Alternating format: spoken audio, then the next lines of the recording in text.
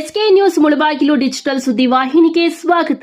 ಹೇಳಿ ಎದ್ದೇಳಿ ಟೌನ್ಶಿಪ್ ಕೈಗಾರಿಕೆ ಮತ್ತು ನಿವೇಶನಗಳ ಹೆಸರಿನಲ್ಲಿ, ರಸ್ತೆಗಳ ಹೆಸರಿನಲ್ಲಿ ರೈತರ ಫಲವತ್ತಾದ ಕೃಷಿ ಜಮೀನನ್ನು ಬಲವಂತವಾಗಿ ಭೂಸ್ವಾಧೀನ ಮಾಡಿಕೊಳ್ಳುವ ಮುಖಾಂತರ ಇಡೀ ರೈತ ಕುಲವನ್ನು ಬೀದಿಗೆ ತಳ್ಳುವ ಮುಖಾಂತರ ರಿಯಲ್ ಎಸ್ಟೇಟ್ ದಂಧೆ ಮಾಡಲು ಹೊರಟಿರುವ ಸರ್ಕಾರದ ರೈತ ವಿರೋಧಿ ಧೋರಣೆಯನ್ನು ಖಂಡಿಸಿ ಪ್ರತಿ ಹಳ್ಳಿಯಲ್ಲೂ ರೈತರು ಈ ಭೂಸ್ವಾಧೀನ ವಿರುದ್ಧ ಸಿಡಿದು ನಿಲ್ಲಲು ಒಂದಾಗಿ ರೈತ ಕುಲವನ್ನು ಉಳಿಸೋಣ, ಕೃಷಿ ಭೂಮಿಯನ್ನು ಉಳಿಸೋಣ. ನಮ್ಮ ಸ್ವಾಭಿಮಾನದ ಬದುಕಿಗೆ ಬೆಲೆ ಕೊಟ್ಟಿರುವಂಥ ಕೃಷಿ ಭೂಮಿಯ ತಂಟೆಗೆ ಬರುವ ಸರ್ಕಾರಗಳಿಗೆ ಎಚ್ಚರಿಕೆಯ ಗಂಟೆಯನ್ನು ನಿಲ್ಲಿಸೋಣ.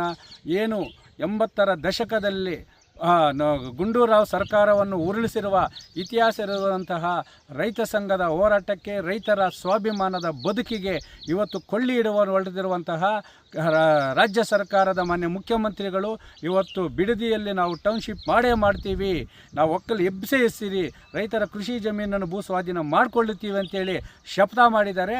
ಆ ಶಪಥಕ್ಕೆ ನಾವು ಮರು ಶಪಥವಂತೆ, ಯಾಕಂದರೆ 70-75 ವರ್ಷದ ಮುದುಕಿ ಅಂತದ ಅಮ್ಮನ ಸ್ಥಾನದಲ್ಲಿರುವಂಥ ಅವರು ಸಹ ಇವತ್ತು ಸರ್ಕಾರಕ್ಕೆ ತೊಡೆ ತಡ್ತಾ ಇದ್ದರು. ಶಿವಕುಮಾರ್ ಅವರೇ, ನಮ್ಮಪ್ಪನ ಜಮೀನು ನಿಮ್ಮಪ್ಪನ ಜಮೀನಲ್ಲ, ನಿಮ್ಮಪ್ಪನ ಜಮೀನು ಇದ್ರೆ ಇಲ್ಲ ಕಿತ್ಕೊಂಡು ಹೋಗೋ ಅಂತೇಳಿ ಹೇಳಿದಂಥ ಸವಾಲು ಹಾಕಿದಂಥ ವಿಡಿಯೋಗಳು ಇವತ್ತು ವೈರಲ್ ಆಗ್ತಾ ಇದ್ವು. ಅವರು ವಯಸ್ಸಾದಂತಹ ಅಜ್ಜಿಯವರಿಗಿರೋಂಥ ತಾಕತ್ತು ಇವತ್ತು ಬಿಸಿ ರಕ್ತ ಇರುವಂತಹ ತನ್ನ ಸ್ವಾಭಿಮಾನದ ಬದುಕು ಕೊಟ್ಟಿರುವಂಥ ಕೃಷಿ ಭೂಮಿಯನ್ನು ಉಳಿಸಿಕೊಳ್ಳಲು ಯುವಕರಿಗೆ ತಾಕತ್ತಿಲ್ವಾ? ಯಾಕಂದರೆ ಇವತ್ತು ತಲಾಂತರಗಳಿಂದ ಪೂರ್ವಜರ ಕಾಲದಿಂದ ಕೃಷಿಯನ್ನೇ ನಂಬಿರೋ ಎಂಥ ಬೆಳೆಗಳು ಬೆಳೆದಿದ್ದೀವಿ. ಇವತ್ತು ಉತ್ತಮವಾದ ಬೆಳೆಗಳನ್ನು ಬೆಳೆದು ಇಡೀ ದೇಶಕ್ಕೆ ತರಕಾರಿ, ಅದು ಬೆಂಗಳೂರಿಗೂ ತರಕಾರಿ ಕೊಡ್ತಾ ಇದ್ದೀರಿ. ಇವತ್ತು ರೈತರ ಮೇಲೆ ದಬ್ಬಾಳಿಕೆ ಮಾಡುತ್ತಿರುವಂಥ ಸರ್ಕಾರಗಳು ಮಟ್ಟೆಗೆ ಮಣ್ಣು ತಿಂತಾ ಇದ್ದಾರಾ, ಇಲ್ಲ ಮಾತ್ರೆ ತಿಂತಾ ಇದ್ದಾರಾ? ರೈತರು ಬೆಳೆದಿದ್ದಂತೆ ಬೆಳೆನೇ ತಿಂತಾ ಇರೋದು. ಅದನ್ನು ಬಿಟ್ಟು ಇವತ್ತು ಬಿಡದಿಯಲ್ಲಿ ಟೌನ್ಶಿಪ್ ಮಾಡೇ ಮಾಡ್ತೀವಿ ಅಂತೇಳಿ ಒಬ್ಬ ಜವಾಬ್ದಾರಿ ಸ್ಥಾನದಲ್ಲಿರುವಂತಹ ಮುಖ್ಯಮಂತ್ರಿಗಳು ಸವಾಲು ಹಾಕಿದರೆ ಅದಕ್ಕೆ ಸವಾಲು ಎಸೆಯುವಂಥ ರೈತರೇ ನಾವು ಮಣ್ಣು ತಿಂತಾ ಇದ್ದೀವ, ಇಲ್ಲ ಕೈಗೆ ಬಳೆ ತೊಡಸ್ಕೊತಾ ಇದ್ದೀವ?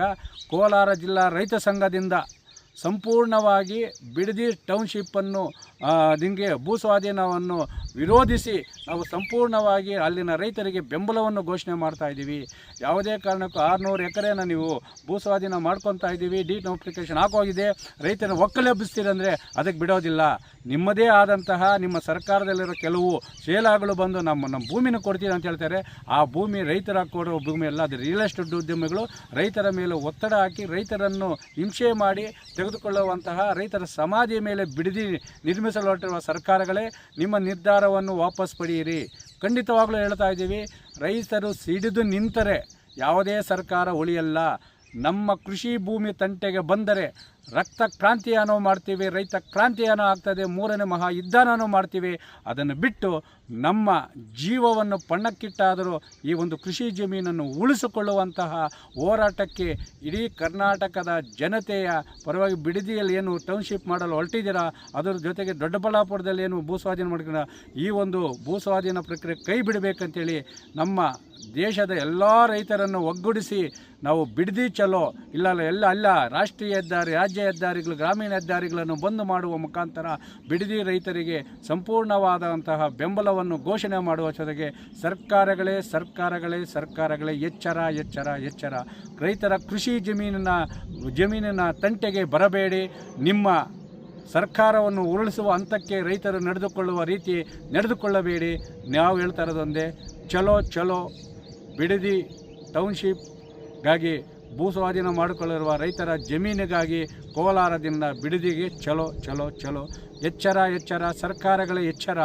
ರೈತ ಕ್ರಾಂತಿ ಆಗುವ ಮೊದಲು ನಿಮ್ಮ ನಿರ್ಧಾರವನ್ನು ಕೈಬಿಟ್ಟು ಈಗಾಗಲೇ ಭೂಸ್ವಾಧೀನ ಮಾಡಿಕೊಂಡು ರಿಯಲ್ ಎಸ್ಟೇಟ್ ಉದ್ಯಮಿಗಳಿಗೆ ನಕಲಿ ದಾಖಲೆಗಳನ್ನು ಸೃಷ್ಟಿ ಮಾಡಿಕೊಂಡಿರುವ KEDB ಅಧಿಕಾರಿಗಳನ್ನು ಸಭೆ ಕರೆದು ಎಲ್ಲೆಲ್ಲಿ ಎಷ್ಟು 1000 ಎಕರೆ ಉಳಿಕೆಯಾಗಿದೆ ಅದನ್ನು ಗುರುತಿಸಿ ನೀವು ಟೌನ್ಶಿಪ್ಪನ್ನು ಮಾಡಿ, ನೀವು ಬೆಂಗಳೂರನ್ನು ಮಾಡಿ, ಯಾವುದನ್ನು ಬೇಕಾಗಿಲ್ಲ.